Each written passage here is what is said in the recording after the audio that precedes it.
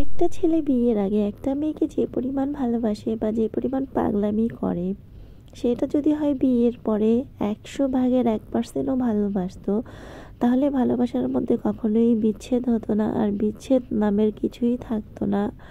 তো বর্তমান সমাজে দেখা গেছে আশেপাশে যত যেইখানেই দেখি অনেকটা বিচ্ছেদ বেড়ে গেছে। অনলাইনে আমরা অনেক অনেক ভালোবাসা দেখি, আর দেখে অনেকটাই আফসোস করি।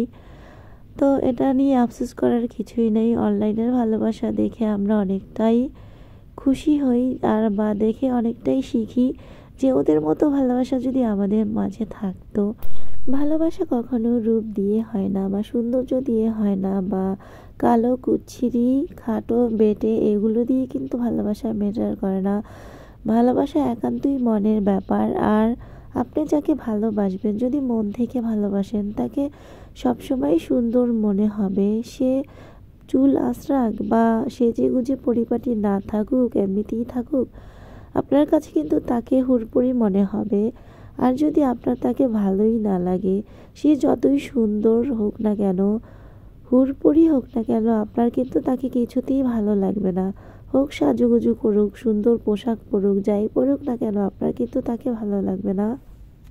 প্রিয় মানুষ তো সেই যাকে সবসময় ভালো লাগে, যাকে মিস করি, যাকে 1 মিনিট ভুলে থাকা যায় না, বা 1 মিনিটের জন্য চোখের আড়াল হতে দেয়া যায় না, সেই হচ্ছে ভালোবাসা। আর ভালোবাসা দূর থেকেই সুন্দর। আমার মনে হয় যত কাছে আসা যায় ভালোবাসার সম্মানটা কমে যায়, ভালোবাসা দূর থেকে অনেক সুন্দর হয়, আর একে অন্যকে মিস করে বেশি।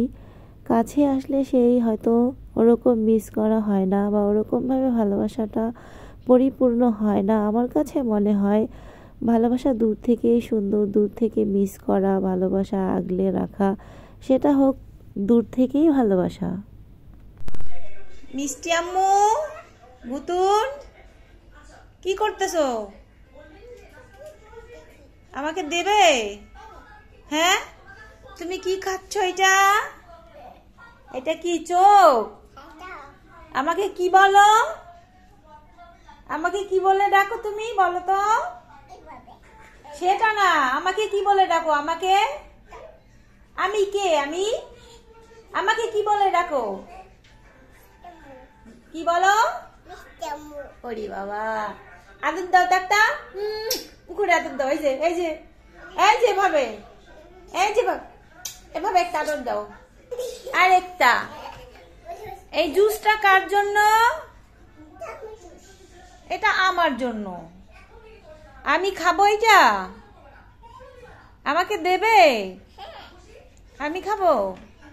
আচ্ছা, আমাকে একটা দাও তাহলে। হরি বাবা রে, থ্যাংক ইউ। রাত হয় নাই, রাত তো হয়েছে এখন অনেক বাজে, 1টার বেশি বাজে। ঘুমাবে না? ঘুমাবে না তুমি? কয়টা বাজে? 3টা বাজে। ওরে বাবা, এখন কি 3টা বাজে? এখন তো 1টা বাজে। ও আমার বোনের বাচ্চা, ওকে আমি ভীষণ ভীষণ আদর করি, ভালোবাসি। বাচ্চাদের ভালো কেনাবাসে। দেখেন ও কিন্তু একা একা খেলা করছে, আর এখানে ছোট ছোট চোখ এনে দেওয়া হয়েছে। এগুলো বাচ্চাদের জন্য খাওয়া ঠিক না, বাচ্চাদের স্বাস্থ্যর জন্য অনেকটাই খারাপ। আর যেগুলা কেমিক্যাল জাতীয় খাবার, সেগুলো তো একদম ভালো না বাচ্চাদের জন্য, ওদের শরীরের জন্য অনেকটাই খারাপ। আর বর্তমানে আমরা সব কিছু ভেজাল খাবার খেতে খেতে আমরা যেন কেমন হয়ে যাচ্ছি, শরীরের শক্তি কমে যাচ্ছে আগের তুলনায়।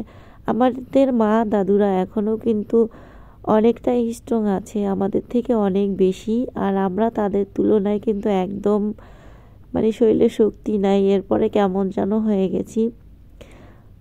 সো একা একা খেলছে, আমার দেখতে ভীষণ ভালো লাগছে। একা একা কথা বলছে, একটু শুনি যে কি বলছে।